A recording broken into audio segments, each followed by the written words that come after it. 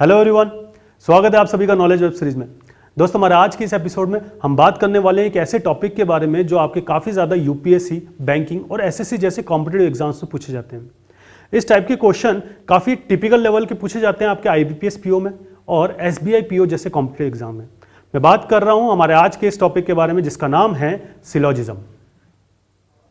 तो सबसे पहले हम बात करते हैं बेसिक कॉन्सेप्ट की। बेसिक कॉन्सेप्ट यानी कि आपको यहां पर एग्जामिनर्स पूछेगा कि स्टेटमेंट्स क्या क्या होंगी, यानी कि सबसे पहले आपको कुछ स्टेटमेंट्स दिए जाएंगी और उनके बिहाफ पे आपको बताना होगा कि कौन सा कंक्लूजन सही है या गलत है। अब जैसे कि आपसे स्टेटमेंट एग्जामिनर क्या क्या पूछ सकता है, आपसे एग्जामिनर पूछ सकता है ऑल से रिलेटेड स्टेटमेंट। ऑल से रिलेटेड जैसे कि मान लीजिए ऑल ARB, तो ऑल की जगह पे वो और कुछ भी दे सकता है, यानी कि कोई अलग टर्म यूज कर सकता है, जैसे कि ईच ARB, एवरी ARB या 100% ऑफ ARB। तो इसका मतलब आपको कंफ्यूज नहीं होना है। अगर एग्जामिनर ने आपसे पूछा है ऑल ARB, तब तो आप वेन डायग्राम बना लेते हैं, बट अगर आपसे एग्जामिनर पूछे ईच ARB, एवरी ARB या 100% ऑफ ARB, तो यहां पर काफी सारे स्टूडेंट्स कंफ्यूज हो जाते हैं। तो यहां पर मैं आपको बता रहा हूं कि ये सब एक ही वेन डायग्राम में शामिल होंगे, यानी कि इन सब का एक ही तरह से वेन डायग्राम बनेगा और ये सब ऑल की ही कैटेगरी में इंक्लूड होंगे। तो ऑल से रिलेटेड हमारे 3 होंगे, यानी कि ईच, एवरी और 100%। अब इसी तरह से सम से रिलेटेड क्वेश्चंस भी आपसे पूछे जाते हैं, यानी कि सम ARB, यानी कि ए का कुछ पार्ट बी है। अब एग्जामिनर यहां पर सम की जगह पे और कुछ टर्म यूज कर सकता है, जैसे कि वो यूज कर सकता है एटलीस्ट। इसका मतलब भी यही है कि एग्जामिनर आपसे पूछ रहा है सम के बारे में, यानी कि एटलीस्ट ARB या at most some ARB, few, only a few, generally, occasionally, mostly, many, frequently, या फिर 1 से लेकर 99% के बीच में कोई भी नंबर, जैसे कि 23% ऑफ ARB।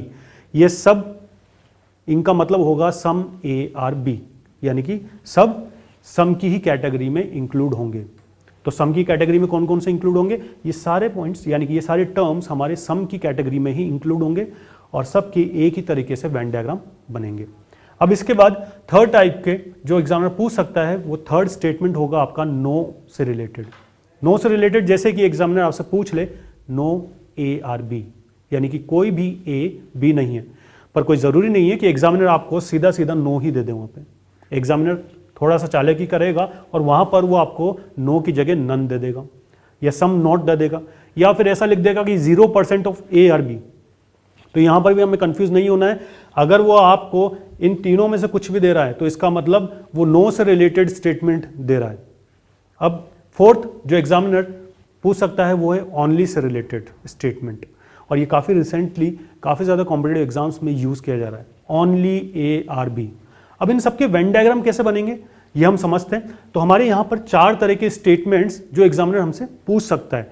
अब इन 4 स्टेटमेंट्स के बिहाफ पे कुछ कंक्लूजन्स एग्जामिनर हमें देगा और हमें फाइंड आउट करना है कि वो कंक्लूजन्स हमारे सही हैं या गलत हैं।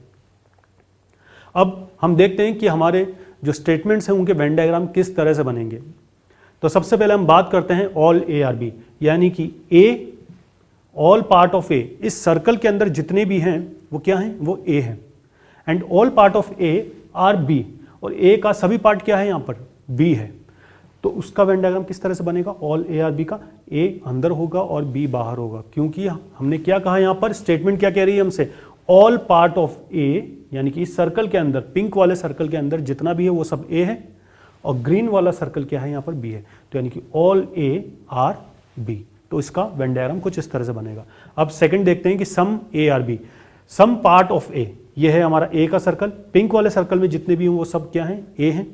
सम पार्ट ऑफ A का कुछ पार्ट क्या है? यहाँ पर B है। तो A का ये शेडेड पार्ट क्या है? यहाँ पर ये B है।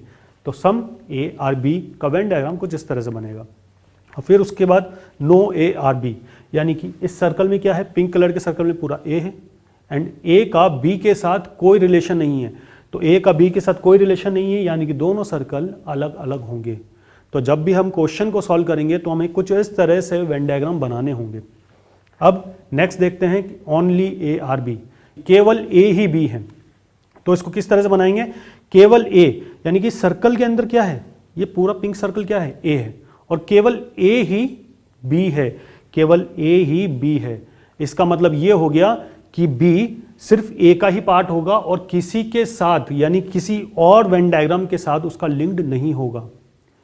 केवल ए ही बी है। इस स्टेटमेंट को बड़े ध्यान से समझना होगा मैं यहाँ पे, क्योंकि इस स्टेटमेंट से काफ़ी सारे क्वेश्चंस आपके पूछे जाते हैं और काफ़ी सारे स्टूडेंट्स इसी टाइप क्वेश्चन में गलती करते हैं। तो ओनली ए और बी, इसका मतलब केवल ए ही क्या है यहाँ पर, बी है। तो इस बात को बड़े ध्यान से समझो, केवल ए ही बी है और कोई भी इवेंट डायग्राम यानी कि अगर सी भी होगा तो सी का लिंक बी के साथ कभी नहीं होगा। ए के साथ हो सकता है बट सी बी का लिंक सी के साथ कभी भी नहीं होगा, क्योंकि केवल ए ही बी है। तो इस तरह से हम हमारे चारों स्टेटमेंट्स की वेन डायग्राम बना सकते हैं। अब इन स्टेटमेंट्स के बिहाफ पे आपसे एग्जामिनर कुछ कंक्लूजन्स पूछेगा और उन कंक्लूजन्स को हमें फाइंड आउट करना है कि वो सही होंगे या गलत होंगे। तो दोस्तों आज के लिए बस इतना ही। नेक्स्ट एपिसोड में मैं आपको बताऊंगा कि किस तरह से हम हमारे हर एक स्टेटमेंट की, यानी कि हम नेक्स्ट एपिसोड में पढ़ेंगे कि एक स्टेटमेंट के बिहाफ पे कितने तरह के कंक्लूजन एग्जामिनर आपसे पूछ सकता है, यानी कि ऑल ए आर बी पे कितने तरह के कंक्लूजन होंगे। सिमिलरली सम, नो और ओनली से रिलेटेड जैसे स्टेटमेंट पे कितने तरह के एग्जामिनर्स आपसे कंक्लूजन्स पूछ सकता है, तो वो हम देखेंगे हमारे नेक्स्ट एपिसोड में। तो आज के लिए बस इतना ही। तब तक के लिए देखते रहिए नॉलेज वेब सीरीज।